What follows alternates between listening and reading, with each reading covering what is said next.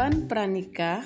Yang pertama adalah persiapan fisik, cek status kesehatan pasangan. Yang kedua, persiapan gizi, minum tablet darah dan asam folat.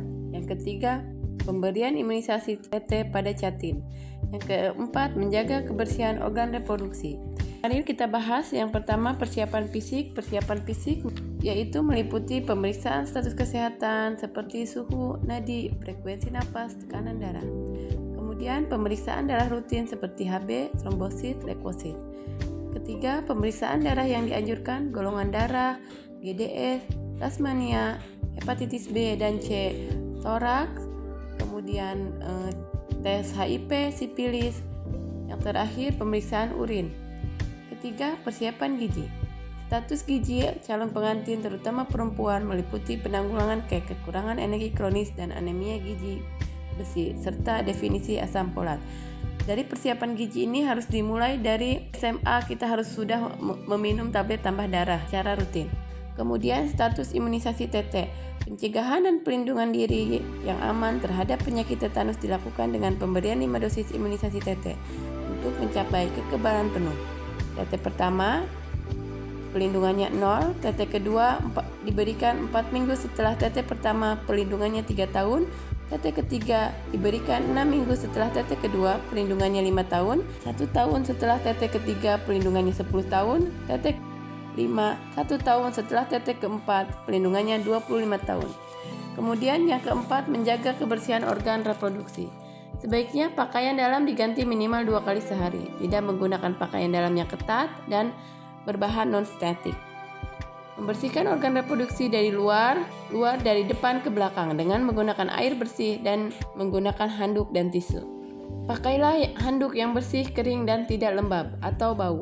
Khusus untuk perempuan, tidak boleh terlalu sering menggunakan cairan pembilas vagina. Jangan memakai pembalut tipis dalam waktu yang lama. Pergunakan pembalut ketika menstruasi dan diganti paling lama setiap 4 jam sekali atau setelah buang air. Bagi perempuan yang sering keputihan, berbau, berwarna, harap memeriksakan diri ke petugas kesehatan. Bagi laki-laki, dianjurkan untuk disunat. Tindakan kekerasan yang mengganggu pernikahan. Pernikahan ideal dapat terjadi ketika perempuan dan laki-laki saling menghormati, menghargai satu sama lain. Akan tetapi, apabila di atas tidak terjadi, maka hal-hal yang harus dihindari dalam pernikahan adalah melakukan kekerasan secara fisik, misalkan memukul, menendang, menampar, menyampak rambut, menyudut dengan rokok, melukai bagian tubuh. Yang kedua, kekerasan secara psikis, menghina, mengeluarkan komentar yang merendahkan, melarang istri mengunjungi saudara atau teman-temannya, dan mengancam. Yang ketiga, kekerasan seksual, misalkan memaksa dan menuntut berhubungan seksual. Yang keempat, penelantaran, tidak memberikan nafkah istri, melarang istri bekerja. Yang kelima, eksploitasi, misalkan memanfaatkan perdagangan dan memperbudayakan orang. Ini yang keenam yang sering terjadi itu perselingkuhan.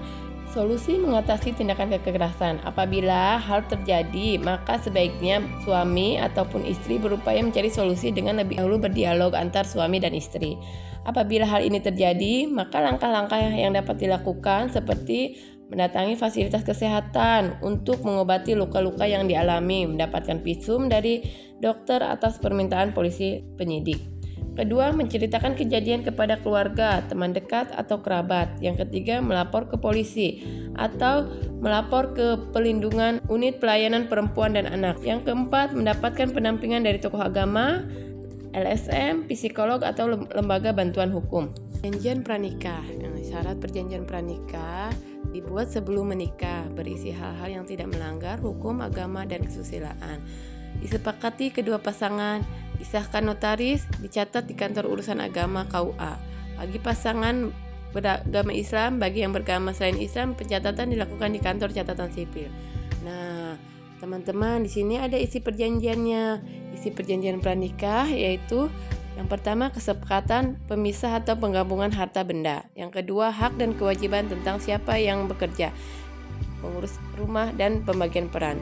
Dan yang ketiga, hak asuh jika terjadi perceraian atau perselingkuhan.